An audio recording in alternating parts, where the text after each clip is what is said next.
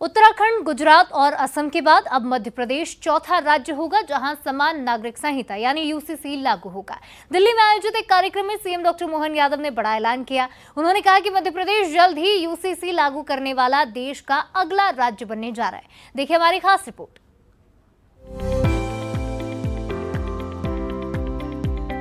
मध्य प्रदेश में एक बार फिर यूसीसी को लेकर चर्चाएं तेज हो गई है।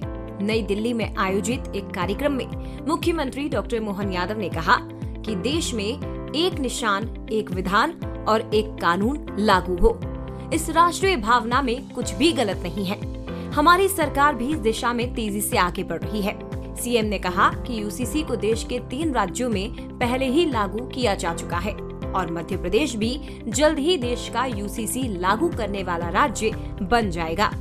इसके लिए हमने सुप्रीम कोर्ट की रिटायर्ड जज रंजना देसाई की अगुवाई में उच्च स्तरीय समिति गठित की है। ये समिति जिला स्तर पर सभी वर्गों से मुलाकात कर उनकी राय और सुझाव ले रही है।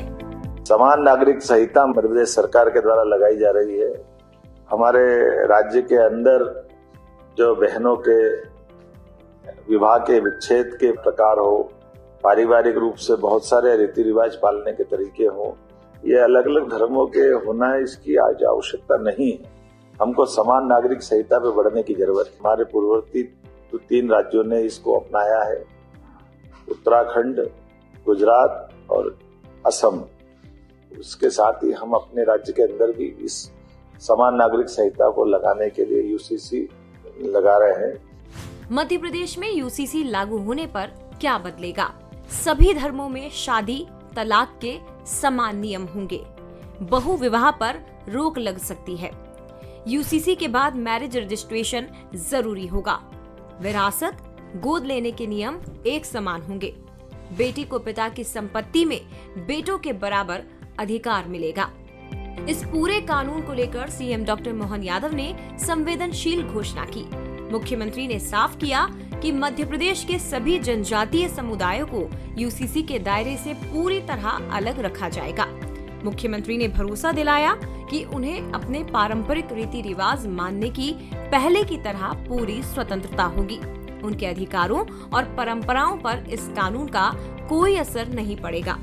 सीएम ने कहा कि हम मध्य प्रदेश को देश के सभी क्षेत्रों में अव्वल राज्य बनाने के संकल्प के साथ काम कर रहे हैं। यूसीसी लागू होना इसी दिशा में एक बड़ा और मजबूत कदम होगा, जिसकी समिति भी बना दी गई। माननीय सुप्रीम कोर्ट के पूर्व न्यायाधीश के नेतृत्व में अलग अलग विद्वानों को जोड़ करके वो समिति अपने राज्य के विभिन्न जिलों में जाकर हमारे सभी धर्मों के लोगों से सुझाव भी ले रही है और सबका संकलन करके हम चाहेंगे कि जल्दी से जल्दी समान नागरिक संहिता मध्य प्रदेश में लागू हो जाए।